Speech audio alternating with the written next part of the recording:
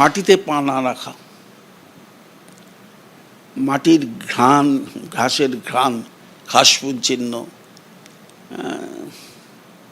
তাকে রোলার চালিয়ে ঘাসগুলোকে মেরে ফেলা, সবচেয়ে বড় কথা বিশ্বাসযোগ্যতা। অনেকে বলে প্রতিষ্ঠান বিরোধী, এই বিরোধী। না, ইলেকশন ইজ এ ম্যাথমেটিক্স।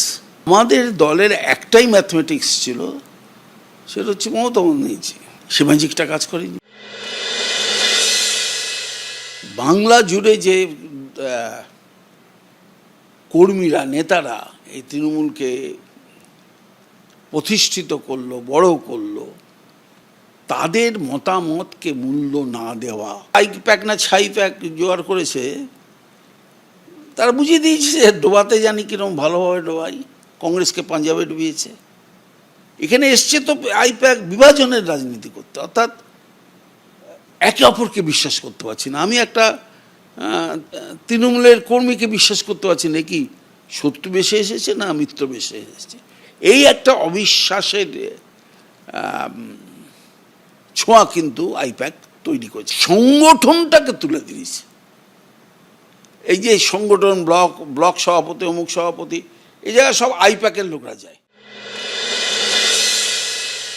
নির্বাচন কমিশনকে আক্রমণ না করে কি করে আমাদের বিষয়গুলো ঠিক মতন তুলে ধরা যায়, তারও কোনো ব্যবস্থা আমরা নিইনি। কখনো বলেছি বয়কট, দেখে নিচ্ছি, কখনো বলেছি দেখি আমার এই যে একটা কি বলবো, একটা নিজের উপর কনফিডেন্স বা দল এরমভাবে চলছে। নাহলে যে ভাষা একটা ওই 40-এর নিচে একটা ছেলে, সে যে ভাষায় থলপতি বিজয়ও বলে না, সেই ভাষায় সে গাড়ির উপরে দাঁড়িয়ে বলছে আমি দেখেনো তুই তোকারি বাপ। এটা কি বাংলা সংস্কৃতি? আমার তো মনে হয় না এটা বাংলা সংস্কৃতি। এটা মানুষ ভালোভাবে মেনে নেয়নি।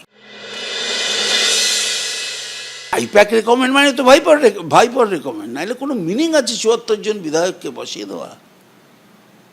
আমি একটা না ছোটবেলায় নাটক করতাম, আমি তো নাটক ভালোবাসি। ঝিঝি পোকার কান্না, এটা বোধহয় মমতা বন্দ্যোপাধ্যায় বা আমার নেত্রী এই সাধারণ কর্মীদের কান্না, নেতাদের কান্না, তার কাছে ঠিক তথ্য পৌঁছায়নি। ডুবালো কোন নেতা তাহলে?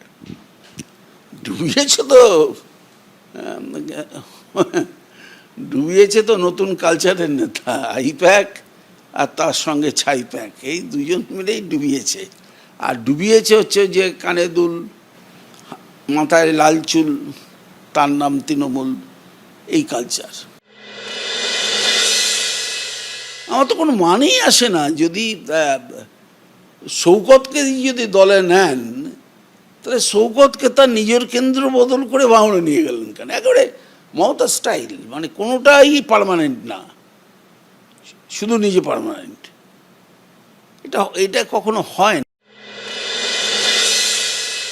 আমি যদি অভিষেক বন্দ্যোপাধ্যায়ের কাছে থাকতাম বা আইপ্যাকের সংস্থার লোক হতাম, আমরা দুজনে গিয়ে মমতা বন্দ্যোপাধ্যায়কে বলতাম, ম্যাডাম বা দিদি বা পিসি, আমরা পারিনি, এই আমাদের পদত্যাগপত্র। তাহলে নেত্রী একটু রিলিফ পেত।